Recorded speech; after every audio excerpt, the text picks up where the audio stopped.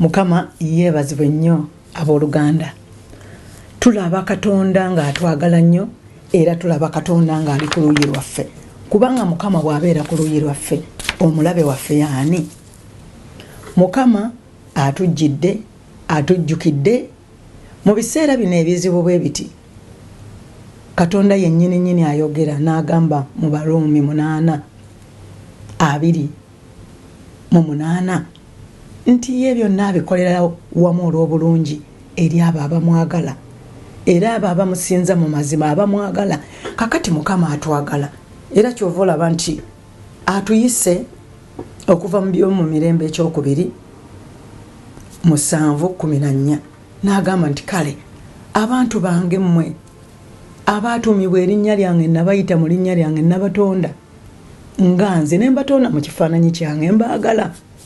Naye kakati mbalengera njagala mukomewo singa mumanya ne mujja ne mwetoowaza ne mujja ne musaba ne mujja ne munoonya amaaso gange ne muleka byonna bye mubadde mutambuliramu, kubanga mbadde ndaba nga muli bize. Mbawadde naye neetaaga obudde bwammwe. Mukama munene era tugamba bwe tuti bwe tuba tusaba nti Mukama tutegedde nti gwe Katonda. Tewali kikwenkanyankanyizikako Mukama. Gwe Katonda ow'amaanyi, gwe Katonda ow'obuyinza, ye Katonda yekka asobola okukola. Ye yayogera ne kibeerawo. Ye yagamba nti ensi ebeerewo n'ebeerawo. Ye yayawula ennyanja Musa n'abantu be ne basomoka. Kakati yono Katonda olunaku olwaleero ffe bwe tuwulira eddoboozi lye ne tukwata amakubo ge, Katonda agenda kutuwonya. Agambye nti wano ye yennyini yatuwa, bw'oba osomye mu Zabbuli 9:1 ye yatuula mu kifo ekyekyama ekiri waggulu ennyo, era Bayibuli egamba nti ye agenda kubeera ye muyinza w'ebintu byonna. Kyova olaba nti ye kyekiddukiro kyaffe, omubeezi ddala atabula mu kulaba ennaku kyetunaava tulema okutya ensi ne bw'eneekyukanga, ensozi ne bwe zineekumulanga. Kubanga oyo Katonda nti atulokola mu mutego ogw'omuyizzi ne mu kawumpuli omubi. Kawumpuli omubi, olumbe olutambulira mu bbanga, Katonda alutuwonyaamu. Agambye nti anaatubikkangako ebiwawaatiro bye era wansi w'ebyoya bye we tunaddukiranga. Mukama yabyogera bino, agamba amazima ge y'engabo era ge gatukuuma. Amazima ga Katonda yeefuuse engabo era ge ganaatukuuma. Tetugenda kutya lwa ntiisa ya kiro newankubadde akasaale akagenda emisana olw'olumba olutambulira mu kizikiza newankubadde olw'okuzikiriza okufaafaaganya mu ttuntu. Tetugenda kutya lwa ntiisa ya kiro, owooluganda totya lwa ntiisa ya kiro, yadde luno olumba olutambulira mu bbanga, olutambulira mu kizikiza nga tosobola na kululaba, naye nga oyina okwambala ebyokulwanyisa osobole okuwona olumbe luno. Kati Mukama agamba nti bannaaye, singa mukwate ekkubo lyange, singa mukwate ekkubo lyange. Ekyawandiikibwa kiikino, ekyawandiikibwa kiva mu Zabbuli 25 olunyiriri olw'omwenda luno lusome nti abawombeefu anaabaluŋŋamyanga mu musango era abawombeefu anaabayigirizanga ekkubo lye. Kyova olaba nti luli ku bbalaza twayiga ne tulaba nga Mukama agamba nti kale bwe muneetoowazanga ne munsaba ne munoonya amaaso gange ne muleka byonna bye mubadde mutambuliramu, mubadde bize nnyo, mukola nnyo, naye nze Mukama nzize njagala mubeere nga mufaayo ne ku bulamu bwammwe. Okola ssente zo ozirina ku akawunti naye ate boddayo eka. Bye weetaaga okuliisa omubiri oluusi obyerabira, naye kaakati nzize nti bwe weewombeeka n'ogula ebibala, n'ogula ku nnemaawa, n'ogula ku galiki katungulu cumu, n'ogula ku hane, n'ogula ku ntangawuuzi, n'onywa ku mazzi, n'obeerako awo n'owummula nako, n'obeerako awo n'ondowoozaako. Mukama atufaako bufi, agamba abange mulabika mwerabidde n'okwefaako. Okuba mbawadde byonna mbawadde, naye ate kaakano na wano mungoberere bw'olabirira obulamu bwo onsanyusa nze. Mukama agamba bwe tulabirira obulamu bwaffe tumusanyusa. Okimanyi nti oluusi omuntu oyinza okwerabira okugula ebyokulya ebirungi naye ate n'ojjukira bw'obeera ng'oli mulwadde n'ogenda okugula eddagala n'ogenda eri omusawo, ate bw'ogenda eri omusawo n'oyiwa ensimbi nnyingi nnyo. Kakati wano bwe tuwulira eddoboozi lya Katonda, ky'ekigambo kya Katonda ge magezi. Mukama ayagala tukomewo, kubanga bwe tunaasoma ekigambo kya Katonda tugenda kumutegeera nnyo, tugenda kubeera n'amagezi, tugenda kubeera n'okubikkulirwa, tugenda n'okubeera n'essanyu. Okimanyi nti bw'ofa ku bulamu bwo, bwe nfa ku bulamu bwange mpulira bulungi. Wali obaddeko awo abantu abaagala ku bizigo ebirungi nga ffe abakyala, bwe weekolako ko obulungi n'ogulayo ka perfume ko, bw'oba okoze n'ofunayo kaceekeko n'ojjukira n'ogamba kaŋŋende nguleyo ku kagoye, n'ogenda n'ogulako ku lugoye. Olina ky'owulira mu bulamu bwo, owulira nga obulamu bwo butambula. Oba bw'oba obadde awo mukwano gwo n'akukubira n'agamba mbadde njagala okukusisinkana, najja ng'akuleketteddeyo ka package ka surprise, ekirabo. Owulira otya? Owulira omutima gwo nga guzzeemu endasi. Kakati laba Katonda alinga atuzzaayo ku mmeeza n'agamba omwami n'omukyala, mutuuleeko ku mmeeza muteese, mutuuleeko ku mmeeza mukole ku pulaani ey'ebyensimbi zammwe, mukoleko ku pulaani, mubalirire, mukole kiki ekiyinza okusooka okubeera nga mu pulaani ng'oggula. Oluusi tukozesa ensimbi ne tuziduubuuda ne tugula emmere nnyingi nnyo awaka, emmere n'efumbibwa n'esigala wali wano ebeera mu firiigi, n'ogijjayo nga emmere eyonoonese n'okwonooneka ne mugiyiwa. Naye Mukama atuzzaayo n'agamba nti laba waliyo eyo abanaku abatalina na kyakulya nga beetaaga obuyambi, naye jjukira lwe wagula ebyokulya ebyo bingi nnyo n'obigula ne bafumba emmere n'ogitereka, ogenda mu firiigi n'ogamba eno emmere yayonoonese n'okwenoneka. Naye nga singa twali tubaliridde bulungi n'otuula n'omwami wo, omanyi abakyala, omukyala bw'otuula naye ne muteesa omutwe ogumu, emitwe ebiri gisinga omutwe ogumu. Kati wano Katonda atuzzayo nti bannaaye mubeereeko awaka ne maama n'abaana, mutuuleko musabireko wamu, mutuuleko mwogereko ng'abaagalana, mutuuleko muteese pulaani ki gye mulina mu mwaka. Naye ebiseera bituuka nga buli omu alina pulaani ye, tetulinaawo na budde bwa kutuulako oba omwami n'omukyala, tolinaawo ku budde bwa kutuulako oba n'abaana bo, ne mubeeraawo n'obabuulira future ogiyitamu otya, n'obabuulira spending ebeera etya okuyigiriza ku baana. Abamu babikola mu kadde akatono, naye kati obudde bungi. Mukama atukomyawo bannaaye. Nze nkimanyi bulungi nnyo nti Katonda agenda kukyusa embeera eno mu bulungi. Soma Baluumi 8:28 olunyiriri olwo lukulu nnyo nti byonna bwe tulaba ebintu bino ebibi, Katonda alina ekirungi kyakolamu. Tuyinza okugaana kubanga tuli mu maziga. Mu butuufu abantu bangi abafudde. Tekubeera na kubeera nga omuntu akinagguka, omuntu ayinza okugamba ewe yakinaguka, abantu nga bafudde bangi. Naye bannaye eddoboozi lya Mukama, eddoboozi lya Katonda, ye Katonda omunene. Bayibuli egamba yalamya ate yatta. Katonda yennyini bw'abanga akutuwadde obulamu, alina ekiseera ekigamba nti obadde mu nsi nkuwadde gino emyaka. Kale ye Katonda, tewaliwo abeera mulamu ku bubwe, ate era tewaliwo afa ku bubwe. Okyali mulamu lwakubanga Katonda yakuwadde obulamu era yakukuumye. Banaye twebaza Katonda ono atukuumye, tumwebaza Katonda atuwadde obulamu. Ffe bwe tujja gy'ali ne twenenya, twayogera ne tulaba ne tugamba nti nze kennyini, nze mmanyi byentambuliramu, nze mmanyi ebinnema. Kakati Mukama agamba nti jangu waneeka ntuuleko naawe njogereko naawe. Yogera biriwo ebikulema.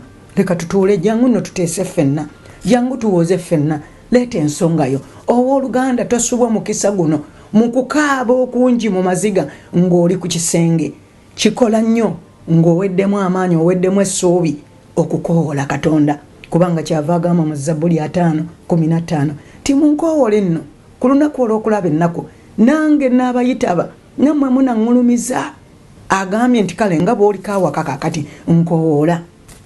Agamba mu Zabbuli 3:7 olunyiriri olwokuna n'agamba nti kale kyonna kye weegomba kinsabe nange naakikuwa, essanyu lyo likole ki? Lituukirire. Kati nga bwe ndi awaka oyinza okaaba n'okaaba ne tukaaba mu kiseera ekiringa kino naye bayibuli etugambye nti ate anaatubikkangako ebiwaawaatiro bye era wansi w'ebyoya bye we tunaddukira twekweke wansi w'ebyoya bye we tunaddukira wansi w'ebiwaawaatiro bye amazima ge y'engabo ge gatukuuma tetugenda kutya lwa ntiisa ya kiro newankubadde akasaala akagenda emisana olw'olumbe olutambulira mu kizikiza newankubadde olw'okuzikiriza okufaafaaganya mu ttuntu tulaba nga luno olumbe bannaye rubi ono omulabe yennyini azze okufaafaaganya azze okutta abantu baffe naye tulina okuyimirira. Bayibuli egamba nti omulabe tajja wabula okutta okubba n'okutta n'okuzikiriza. Omulabe bw'abeera nga azze ng'atugiridde azze okubba obulamu bw'abaagalwa baffe azze okutta ate n'okuzikiriza. Okuzikiriza kwe kuliwa singa omuntu abadde tannakkiriza mukama waffe nga ye mulokozi we omuntu n'akwatibwa obulwadde buno mbagirawo oluusi omuntu aggwamu amaanyi agasaba n'agaatula nti mukama ndokose. Bannaye kino kyekiseera okubeera nga bayibuli egambye nti sitaani aleme twekuluntalizaako ng'abatamanyi nkwezi. Ku kiseera kino twetaaga amagezi kubanga sitaani tetumuwaawo kadde kutwekuluntalizaako twetaaga amagezi bannaye okukolagana okuddayo ku kwagala okwasooka okukolagana n'abantu okuteesa kubanga buli omu yeetaaga omulala twetaagagana. Ku kaseera kano bannaye era kyova olaba nti twebaza nnyo abantu mu ggwanga mu mawanga abayimiriddewo ne bamanya nti waliyo abantu ababonaabona ne babayamba. Tulabye ewaffe mu Uganda ng'abantu bayambye bakutte mu nsawo zaabwe ne bakwata ne bagenda okuyamba abantu okugula emmere abasumba abantu ababulijjo. Tubeebaza nnyo abasumba mwebale nnyo mwebalire ddala ate era nammwe abatannaba bw'obeera ng'olinawo kasente owooluganda priority eriwa mukama atwagaza okwagala. Waliwo abantu abatudde awaka nga baabasaze ku mirimu nga tamanyi na bw'anaasasula bbiiru naye abamu bali ne mu mayumba nga n'ebyokulya tebabirina naye oyinza okubeera nga ggwe nga waseevinga ng'olinayo akasente. Owooluganda kino kyekiseera bino mukama byatwagaza ayagala tulowooze tufune amagezi agamba nti kyava akyusa amagezi gaffe n'agazza obujja mu kigambo kye. Tuddemu endasi ez'okulowooza bw'otuulako awaka wummulako obwongo buno bwe busaasaana buba tebukyalowooza. Naye ku kiseera kino Katonda ye mugezi alina pulaani ayagala tutuula awaka tulowooze. Lowooza muntu ki gwe wakola obubi musonyi mwenenyeze muntu ki gw'olina okusonyiwa muntu ki gw'olina okuyamba. Omuntu aba ali awo ng'alaba akasimu ng'omukubiddeko ng'omugamba munnaye tujja nzija omugamba nti munnaye nina iyo ejjamba lyenkuleetedde kwegamba kubanga tulina okugondera amateeka g'obwakatonda yeno instruction mukama gyatuwadde nti tukole ki nti anaatulaganga abagonvu ekkubo lye n'atuyigiriza amakubo ge amatuufu. Naye kaakano mukama atuyigiriza okwagala kwaffe kuliriddawa. Beerako omuntu gw'oyamba bw'oba olinako k'olina Katonda atuyigiriza okusharinga. Tuulako wansi ne mukyalawo muteeseeko mupulaaninge mulina abaana okupulaaninga. Eriyo abakyala nga bo ba single mothers kankyogere bwentyo nga yalina okulabirira abaana ng'ali awo talina mmere. Abamu bali ebaleeyo mu byalo ebintu we bituukiddewo kaakati nga n'emmere tekyaliwo abooluganda. Naye era kyova olaba nti twebaza abantu ne babeera nga muli mu America ne mubeera muli mu Sweden oba Denmark oba UK nsi yawa nga ddala osobola okubeerako abantu b'oyamba. Ate bwe tuba tuyambiddwa nammwe abayambiddwa ofunyewo kasente gula emmere. Ate bw'oba oguze emmere beera nga bannaye mupima ku mmere kubanga okudiiwuuda wali obaddeko awaka ne bagula sukaali ne bagula sabbuuni n'olaba omunnyo n'olaba butto gye bikoma okuba ebingi awaka abantu basena boonoonyi basena babyonoona bwonoonyi omuceere musena mungi. Naye Katonda ayagala tuddemu amagezi. Bwe tuba tufunye bye tufunye mukama ayagala tuddemu amagezi. Tetumanyi biri mu maaso. Obulwadde mubuwulira bannaye mubulaba abantu balwala naye twekuume tubeere nga ku kye tufunye tukikozesa bulungi ate tuyambe bannaffe abalala. Naye okuddayo nga tunaatera okugenda okumaliriza. Bw'osoma mu Zabbuli 9:1 agambye nti abantu 1,000 baligwira ku lubiriizi lwo era 10 ku mukono gwo ogwa ddyo. Tekuli kusemberera gwe, kubanga Mukama ali kulagiriza bamalayika be bakukuume mu makubo go gonna. Bamalayika ba Katonda ofuluma nabo bakukuuma eruyi n'eruyi, mu maaso n'emabega, ku sayidi eya kkono ne ku sayidi eya ddyo. Kyova olaba nti Katonda atwagadde. Kakati ku kaseera akalinga kano eno endwadde ya Zebozi naye okiraba weebaza Katonda okubeera ng'akyakukuumye ng'oli mulamu, okubeera ng'akyakukuumye ng'olya, ng'osobola okubeera w'obeera, era totya kubanga Katonda agenda kutumazaako. Katonda agenda kutumazaako. Alina ekirungi kyakola mu kino. Agamba nti tewaliiwo kikemo kijja gye tuli kitutasobola kuyitamu, kubanga anaatuterangawo omwagaanya fe okukola ki? Okuwangula. Bw'osoma mu Bakolinsi 3:10 bwe kibeera ekituufu ekyo Mukama yeebazibwa, ate kituufu tewaliiwo kibonoobono kijja gye tuli Mukama kyatamanyi nti tusobola okukiwangula. Akireeta naye era atuteerawo ate n'obuddukiro ffe ne tusobola okuwangula. Naye mu mbeera zino zonna owooluganda tuulako wansi ng'osaba ogambe Mukama, oyagala njige ki Mukama mu kino? Onjigiriza ki Mukama? Ondaga ki Mukama? Ntegedde nti ggwe Mukama weewombeke wansi w'omukono gwa Katonda ng'okoze olutaali mu njuuyo. Kola olutaali mu njuuyo ogambe Mukama, nzize mu maaso go, nsonyiwa, nsaasira, njagala kumanya, njagala kutegeera, njigirize ekkubo lyo, nkuuma. Era n'agamba nti naye olitunula n'amaaso go Katonda ng'akukuuma, nti tewali kabi akalikubaako, so tewali ekibonoobono ekiri kusemberera ekinaasemberera weemayo, kubanga ali kulagiriza bamalayika be bakukuume mu makubo go gonna. Balikuwanirira mu mikono gyabwe oleme okwesettala ekigere kyo ku jjinja. Ne bw'olirinnya ku mpologoma, ne bw'onoolinnya ku ssalambwa, ne bw'onoolinnya ku musota wansi w'ebigere ebyo, agambye nti ali kugulumiza waggulu, kubanga omanye erinnya lye, kubanga otegedde erinnya lya Katonda, nti bw'onoomukaabira anaakuyitaba, anaabeera wamu naawe. Bw'onoonakuwala mu kiseera ekiringa kino ng'onakuwadde, ng'olina okutya, ng'olina okweraliikirira, nga tomanyi gy'onoojja bbiiru, nga tomanyi gy'ojja kyakulya, n'agamba nti anaakuwonya, anaakuwa n'ekitiibwa, anaakuwangaaza nnyo, n'akukkusa n'obulamu, nti era anaakulaga n'obulokozi bwe. Olunaku olwaleero abooluganda, Katonda waali ayagala tulaga bulokozi bwe. Katonda waali ayina kyatulaga. Tuggule amatu gaffe, tusaba Mukama aggule amatu gaffe ag'omwoyo tuwulire eddoboozi lye. Tusaba Mukama aggule amaaso gaffe ag'omwoyo tumulabe nga tumunoonya. Tusaba Mukama aggule emitima gyaffe, ekigambo kye kituule ku mitima gyaffe. Ekigambo kye kwe kwagala kwennyini kituula ku mitima gyaffe. Ekigambo kye ge magezi gennyini. Ekigambo kye kye kigenda okutuluŋŋamya. Kyova olaba tulina okwambala seppeewo ey'obulokovu nga tugitadde ku mutwe gwaffe, seppeewo ey'obulokovu nga twambadde, nga tutadde obutuukirivu mu kifuba, nga tusibye omusipi ogw'amazima mu kiwato kyaffe, era n'ebigere byaffe bitwale enjiri ey'emirembe. Omanyi lwaki? Katonda nga bw'atuwadde amakanisa. Leka tutwale enjiri ey'emirembe, tubuulire Katonda, tubuulire Yesu, tubuulire obulungi bwa Mukama, tubuulire Katonda ky'asobola okukola. Embeera ne bwe zibeera nzibu, tuveemu ebigambo ebikomyawo obulamu bw'abantu, obukomyawo emitima gy'abantu, tubeere n'enjiri ekomyawo obulamu bw'abantu, eraga abantu Katonda. Katonda atuwadde, agamba nti bwe tumumanya tunaamanyika. Bwe tuba twagadde Katonda naffe tunaamanyika.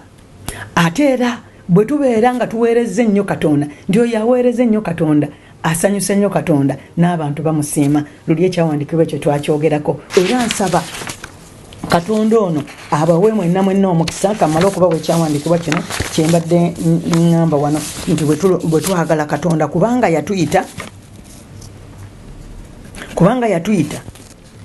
to be known. Ekyawandiikibwa kiri mu Bakolinsi 8:3 agamba nti we were called to be known. Twayitibwa okumanyibwa olw'okubanga twayitibwa Katonda, twayitibwa okwagala Katonda, era bwe twagala Katonda tulyoke tumanyibwe. Abooluganda ffenna twagala okumanyibwa, naye atayagala kumanyibwa, twagala okumanyibwa, naye okumanyibwa kwa njawulo ate n'okuva ku kitiibwa kya Katonda. Katonda tetusobola ate kutwala kitiibwa kya Katonda.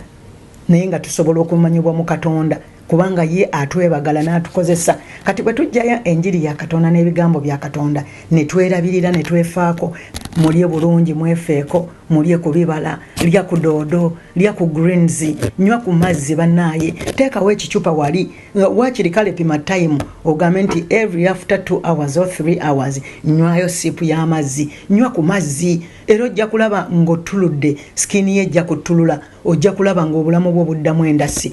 Wummulako bw'omala okulya kamere, wummulako. Mukama atugamba ebintu bingi nnyo bannaaye. Bw'obeera nga waliwo ky'ofunye muno mu kuyiga kuno, Mukama yeebazibwe. Bw'obeera nga oyina ekibuuzo, Mukama yeebazibwe. Naye nga ye Katonda atuwonya, ye Katonda atulokola. Agambye nti njogedde n'okukola siikikole, njogedde n'okutuusa siikituuse. Nze Katonda wammwe yennyini mwene, nze Katonda wammwe yennyini abalokola. Ye Katonda owaffe yagamba tagenda kutuleka. Labayo bw'agambye nti tojjukira bibi bya buvubuka bwange. Dawudi ng'era asaba mu Zabbuli 25 olw'omusanvu nti newankubadde ebyonoono byange onjijjukire ng'ekisa kyo bwe kiri olw'obulungi bwo, ayi Mukama. Katonda tagenda kujjukira bibi byaffe era eby'obuvubuka bwaffe kubanga twetoowazizza ng'abawombeefu ne tumusaba.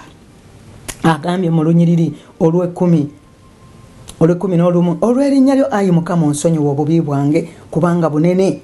Bwe tulaba obubi bwaffe, bw'oba olabye obubi bwo gye bukoma oba butono oba bunene, Mukama mugambe kino kyatuyitidde kubanga bw'okikola bw'otyo oba ogonze mu maaso ga Katonda, era naye Katonda ajja kukusonyiwa era ajja kukuwonya. Katonda yeeteeseteese okutusonyiwa era okutuwonya. Wabula kyayagala, ayagala tugonde, ayagala tuwulire erinnya lye, ayagala tumusoose mu bye tukola byonna byonna nga Katonda yasooka. Bw'ozuukuka ku nkya Katonda gw'osoosa n'omusaba n'omusinza n'omuwa time n'obeera ne devotional time eyo akaseera akaako okunyumyako ne Mukama. Okiwulidde? Kaakati n'agamba nti emmeeme ye eneetuulanga mu mirembe n'ezzadde lye linaasikira ng'ensi. Omuntu atya Mukama aluwa? Oyo gw'anaayigirizanga mu kkubo lye ly'anaasiimanga. Olabye mu Zabbuli 25:19 lyayina eno yannyumidde nnyo. Agambye nti omuntu anaatyanga Mukama aliwa? Oyo gw'anaayigirizanga mu kkubo lye ly'anaasiimanga. Katonda bw'akuyita bw'ati n'akuyigiriza mu kkubo lye, ye Katonda ly'asiima. Atya Mukama yaliwa? Oyo akkiriza okuyiga ekkubo erya Katonda kubanga ye Katonda asiima okukulaga gwe ekkubo etuufu. Kyova olaba mu Ngero 3:6 agamba nti kale engendo zo ziyiringise ku nze nange naakulaga ekkubo etuufu. Katonda kino kyatwagaza nti ffe tumulindirire. Okwo kwe kwetoowaza bwe buwombeefu. Tumulindirire nga tumubuuza. Ebintu ebisinga tugenda ne tubikola bukozi naye oluusi ne tutasaakingako eri Katonda ne tutalinda kutuluŋŋamya. Naye Mukama ye Katonda waffe is the first man. Tumubuuze atuyigirize mu kkubo ye ly'asiima. Emmeeme ye eneetuulanga mu mirembe. Omuntu oyo akkiriza okuyigirizibwa Katonda mu kkubo lye ly'asiima n'ezzadde lye linaasikiranga ensi. Oyo omuntu Bayibuli egambye nti emmeeme ye eneetuulanga mirembe. Bwe tutuulako kaakati ne tukkiriza Katonda tuyigiriza mu kkubo ly'asiima, emmeeme zaffe zigenda kutuula mu mirembe era n'abaana baffe banaasikira ensi. Ezzadde lyaffe lyonna linaasikira ensi. Ekyama kya Mukama kirimu abo abamutya era anaabalaganga endagaano ye. Ekyama kya Katonda kirimu abo bokka abamutya era anaatulaganga endagaano ye. Kakati Katonda ayagala ffe tubeere nga tumanya endagaano ye, tubeere nga tumutya, alyoka atulage endagaano ye. Era n'amaaso gange ganaatunuliranga Mukama ennaku zonna kubanga ye anajjanga ebigere byange mu kyambika. Abooluganda, Katonda ajje ebigere byaffe mu kyambika kubanga tumuwulidde. Weebale nnyo okuwulira eddoboozi lya Katonda. Weebale nnyo okukkiriza Mukama Katonda. Weebale nnyo okuwulira ebigambo bya Katonda. Weebale nnyo okutambulira ku bigambo bya Katonda kubanga kati otegedde nti Katonda ye Katonda. Ye Katonda tewali amusinga. Tuyina kwesiga ye, tuyina kumubuuza Mukama nkoze ntya. Nga tunnabakola kintu kyonna buuza Katonda. Balirira obulamu bwo buwe time, obulamu bwo bufeeko, weefeeko owooluganda, fa ku baganda bo, fa ku mukyala wo, fa ku mwami wo, mukwano gwo, Abooluganda twefeeko, abooluganda tubuulire ekigambo kya Katonda, abooluganda tuwummule naye ng'ate tusabira abali mu ddwaliro. Leka tusabira abantu abali mu ddwaliro, abasawo abajjanjaba, baddokitaazi bonna, abakulembeze abatusalirawo nabo nga tubawuliriza era tugondera bye batugamba, era n'ababuulizi b'enjiri. Naye Mukama akolamu kirungi, atuleeteddemu kirungi, era tumugulumiza nga tumwebaza. Gamba Mukama, ntegedde ebigambo bino, era weebala okunsonyiwa, era weebala okunnyamba, era weebala okundaga ekkubo. N'olwekyo olunaku olwaleero nzikiriza nga ggwe Katonda, era nzikiriza Yesu ng'omulokozi wange, era n'atambulira mu kkubo lyo, n'atambulira mu kisa kyo, n'atambulira mu maanyi go. Weebale nnyo Mukama okumpa ekisa kino. Bannaye Mukama abawe nnyo omukisa. Amanya gange nsigadde nga ne Meyi Kawaala, era tujja kuwuliziganya. God bless you. Amen.